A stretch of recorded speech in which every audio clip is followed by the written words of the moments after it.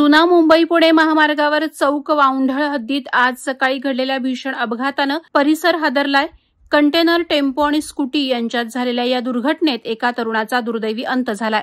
सकाळी 9 वाजण्याच्या सुमारास MH46 BM 9933 या क्रमांकाचा ट्रेलर जड लोखंडी कॉईल घेऊन खोपोलीच्या दिशेने जात होता। दरम्यान मार्गावर अचानक मोकाट जनावर आल्याने ट्रेलर चालकानं त्यांना वाचवण्याचा प्रयत्न केला आणि त्याचा वाहनावरील ताबा सुटला। त्यामुळे ट्रेलर समोरून येणाऱ्या MH04 LE 7747 या टेम्पोला जोरदार धडकला आणि उलटला। त्याच ठिकाणी स्कूटी क्रमांक MH46 BJ 239 घेऊन फोनवर उभा असलेला राशिद राजपूत राहणार म्हाडा कॉलनी खोपोली हा ट्रेलरच्या धडकेत गंभीररित्या जखमी झाला। क्षणात सर्वत्र गोंधळ उडाला। अपघातानंतर प्राणीमित्र रामदास काईनकर, हेल्प फाउंडेशनचे धनंजय गीध, पत्रकार अर्जुन कदम, पोलीस उपनिरीक्षक शिवाजी जुंद्रे आणि पोलीस पथक, सामाजिक कार्यकर्ते नितीन मालुसरे यांनी लागलीच मदतकार्य केलं।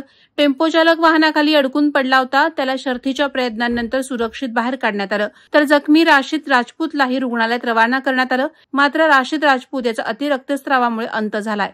दरम्यान या घटनेनंतर 2 तास उलटूनही IRB रस्ता देखभाल यंत्रणा घटनास्थळी न आल्याने नागरिकांमध्ये तीव्र नाराजी व्यक्त होते। यामुळे जुन्या मुंबई पुणे महामार्गावरील अपुऱ्या सुरक्षा यंत्रणेनं पुन्हा एकदा लक्ष वेधलंय। टोल वसुली नियमित होते तर जनतेचे जीव वाचवण्याची जबाबदारी कोण घेणार, असा संतप्त सवाल सामाजिक कार्यकर्ते निखिल मालुसरे यांनी उपस्थित केलाय।